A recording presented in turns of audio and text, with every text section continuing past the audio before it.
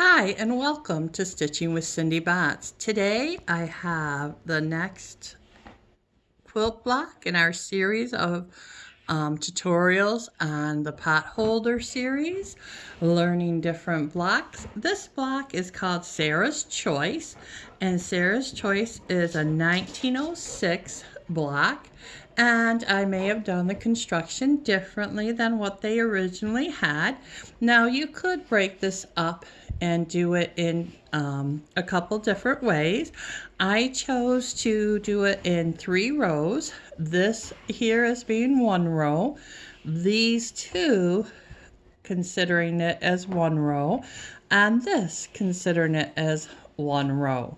All right, so let's get started. I think it came out quite cute. I like this pattern on the fabric, and I think the purple and the white make it a nice contrast.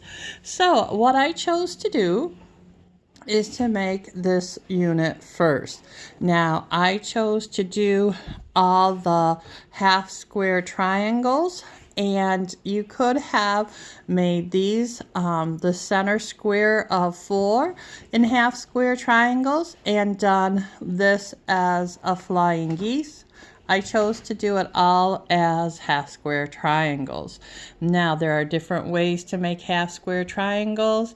Because I was only making 4 for each potholder of the white and green, and 4 of the purple and white, and then 4 of the purple and green, I chose to do it 2 at a time. But there are other ways to you can do the magic 8 and have 8 of them at one time, but I chose the simple 2 at a time method.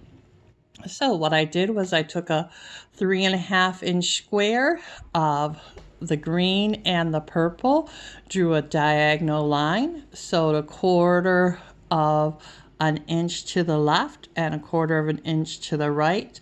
Then I cut down the middle, and now I use a quilt in a day ruler, but there are other square up rulers for half square triangles on the market, and you trim it down to 2.5 inches.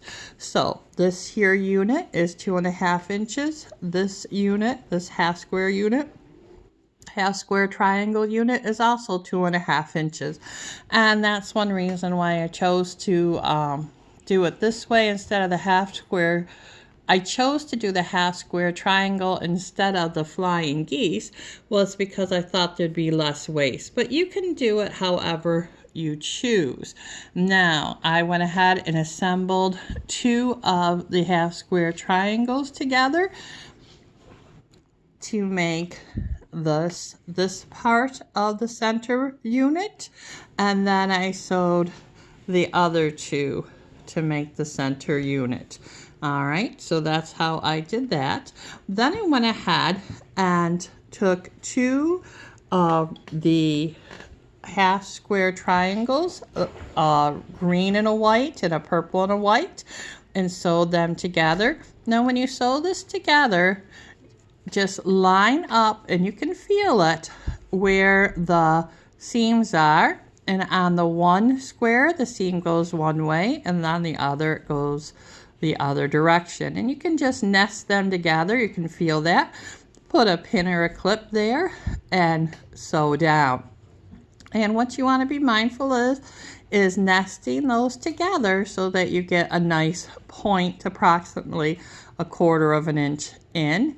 And then on the bottom of your center unit and the top of your center unit, you just line up this center seam and this center seam, and you want your needle to hit right there when you sew the 2 of them together to get this nice point.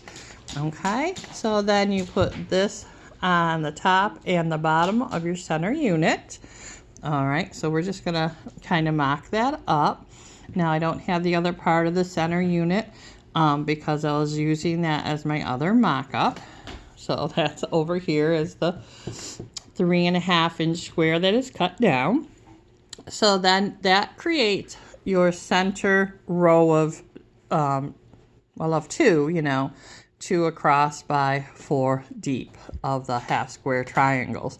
Then I went ahead and created this unit with a white 2.5 inch square on each side, and that becomes this left hand side row, and another becomes your right hand side. So you have a right and a left, and you simply sew that on.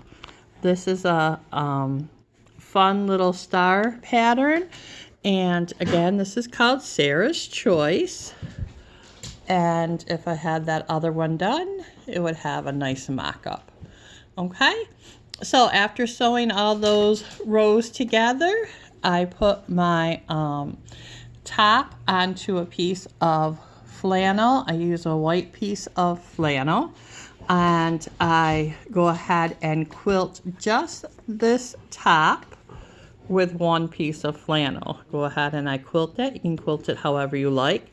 Then after I quilt it is when I add my little tab. Again, this is a 2-inch wide piece. I press it to the center, then I open it and press the raw edge to the fold line and just make a nice little strip. And then you can have big hoops, little hoops, however you want. And I sew that so that it's not in the corner because of the turning. Once you want to turn it, you don't want that in your way. And you put the loop side facing the middle, and the raw edges, you get caught up in your seam when you put the backing on.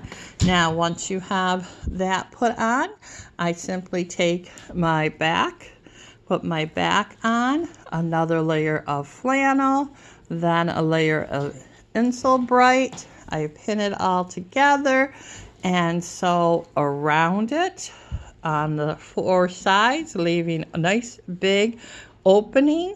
Turn it right side out and press the opening close and do a row of top stitching. I think this came out really cute. If you would like the pattern for this, you can email me and I will send you the pattern for it. And again, this is the Sarah's Choice, and it was a 1906 block. I hope you enjoy this series. Please like and subscribe, tell your friends, and you have a great day now. Bye.